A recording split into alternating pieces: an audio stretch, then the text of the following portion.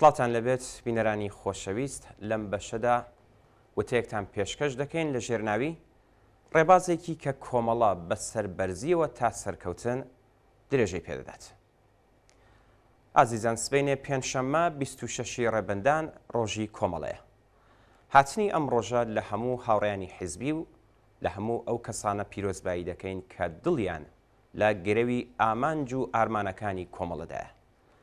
یاد و بیرەوەریەکانی کۆمەڵە بەرز ڕادەگرین و سڵاو و درود دەنێرین بۆ بنەماڵە سەربەرز و خۆراگرەکانیان. کۆمەڵە کە لە ئێستادا 45مین ساڵی دەستپێکی چالاکی ئاشکرای جەژن دەگرین 54 ساڵ لەمەبەر لە پاییزی ساڵی 1348 هەتاوی لە جەرگەی بارودۆخی کۆمەڵایەتی گۆڕاوی کۆمەلگای ئێراندا لەلایەن ژمارەیەک خەباتکاری شۆڕشکێڕەوە کە زۆربەیان لە زانکۆکانی ئێران دایان خوێند دامەزرا.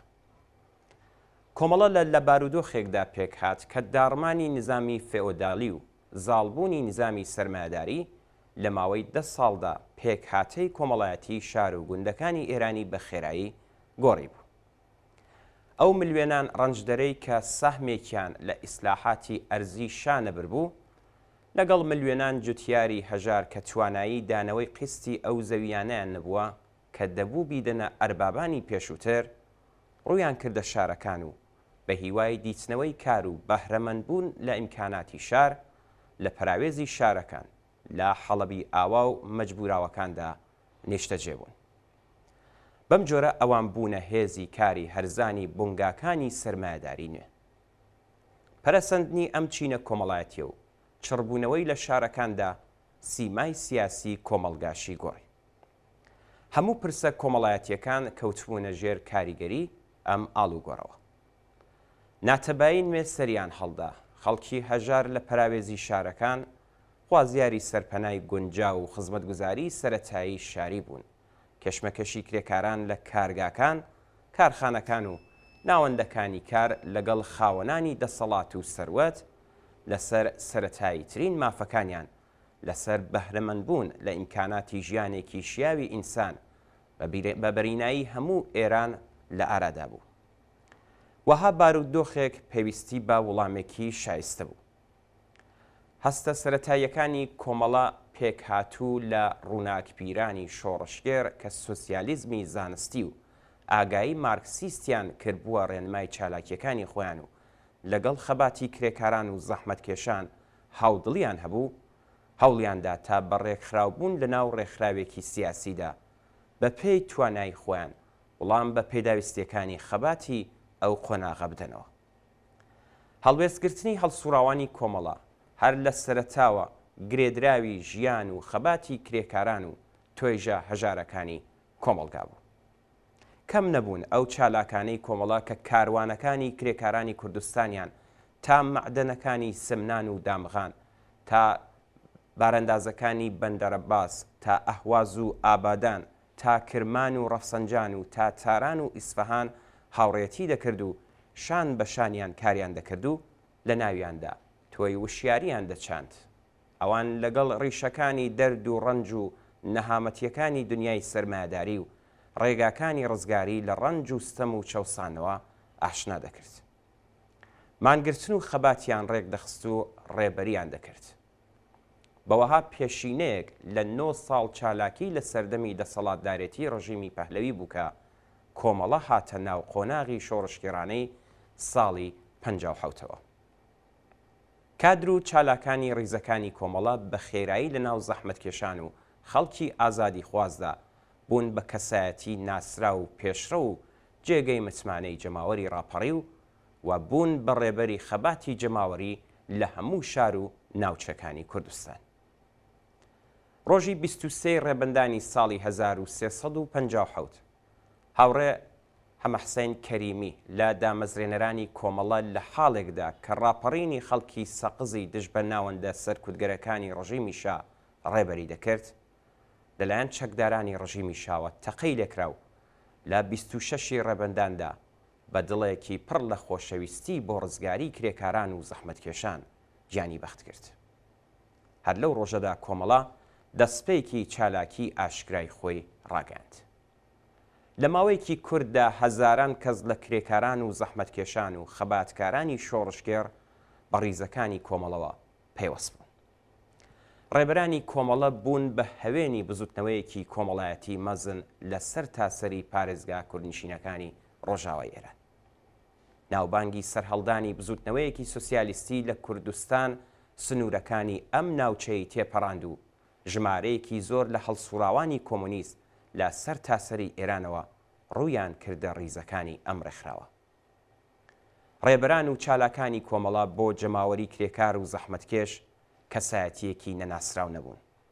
هەمان یارانی دێرینی ئەوان خەباتکارانی خۆراگری ناو زیندانەکانی ڕژیمی شا، هەڵسوراوان و تێکۆشەرانی بزوتنەوەی کرێکاران و جوتیاران، ڕێبەرانی خاوەن نفوزی جەماوەری بەرینی خەڵک و ڕێبەرانی سەردەمی ڕاپەڕین و شۆڕشی ئەوان بوون. کۆمەڵە پاشڕووخانی ڕژیمی شا لە 22 ڕێبەندانی ساڵی 1357 ڕێخستنی خەباتی گشتی و جەماوەری، ڕێبەری خۆراگری لە بەرامبەر هێرشی دژە شۆڕشی کۆماری ئیسلامی، خۆراگری لە بەرامبەر کۆنەپەرستانی خۆجێیی، دیفاع لە بەرژەوەندی کرێکاران و زەحمەتکێشان و ژنانی ستەملێکراوی کۆمەلگای کردە ئەولەویەتی هەوڵ و چالاکیەکانی خۆی. ئەوەی کە لە دوای ڕاپەڕینی 22 ڕێبەندانی 1357 چارەنووسی ئەم ڕێکخراوەی بە چارەنووسی ملیۆنان ئینسانی ستەملێکرا و تینووی ڕزگاریەوە گرێدا، خۆراگری کۆمەڵە لە بەرامبەر دوژمنانی ڕەنگاوڕەنگی کرێکاران و زەحمەتکێشان بوو.